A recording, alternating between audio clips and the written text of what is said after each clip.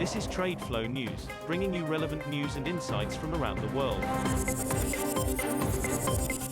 TradeFlow News, enabling trade for SMEs and economies worldwide.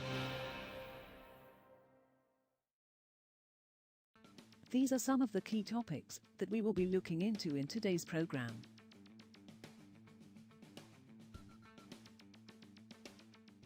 First, let's take a look at the overnight headlines which are impacting the commodity markets. A new worldwide wave of COVID-19. Natural disasters in China and Germany. A cyber attack targeting key South African ports. Events have conspired to drive global supply chains towards breaking point, threatening the fragile flow of raw materials, parts and consumer goods, according to companies, economists and shipping specialists. The Delta variant of the coronavirus has devastated parts of Asia and prompted many nations to cut off land access for sailors. That's left captains unable to rotate weary crews and about 100,000 seafarers stranded at sea beyond their stints in a flashback to 2020 and the height of lockdowns. China said on Monday the European Union's plan to impose the world's first carbon border tax will expand climate issues into trade in violation of international principles and hurt prospects for economic growth.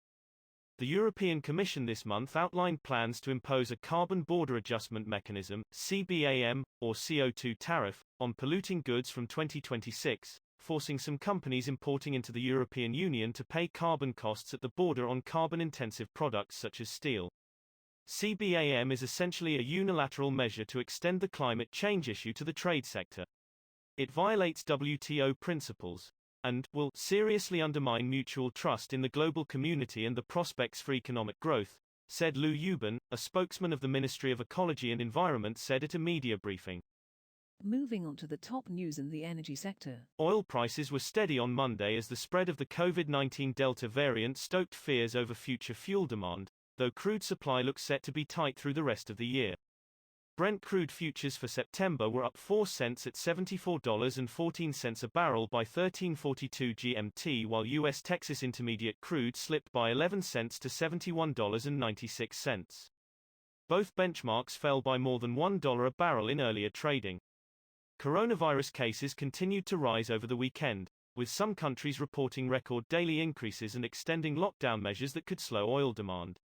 China, the world's largest crude importer, has also registered a rise in COVID-19 cases. Saudi Arabia has suspended the privatisation of the Ras Al Khair desalination and power plant, one of a number of state assets that the government aimed to sell to reduce pressure on capital spending and diversify revenues away from oil. This decision was made in order to capitalize on knowledge and capacity built in the kingdom as a result of many years of experience in the areas of water desalination, new technologies, R&D, research and development, and supply chains, said the Privatization Supervisory Committee for the Environment, Water and Agriculture sectors. SWCC had hired advisors to help it sell the $7.2 billion Ras Al Khair desalination plant, sources told Reuters previously. Next, we have the top news in metal markets. Gold prices were subdued on Monday despite a pullback in the dollar, as traders looked ahead to a U.S. Federal Reserve policy meeting later in the week.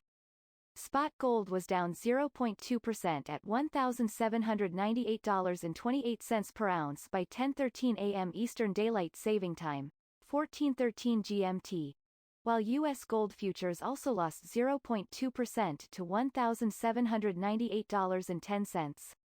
After closing back above the $1,800 level on July 7, gold has been caught in a narrow trading range of about $8.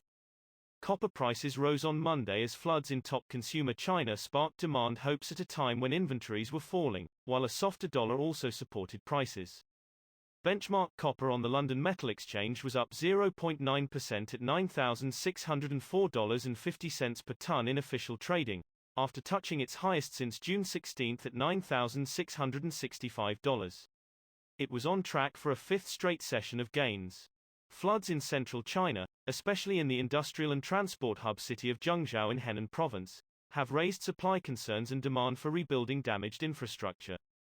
Copper is mainly used in the construction and power industries, and China accounts for about half of global copper consumption. We will now look at the top news in the agricultural sector.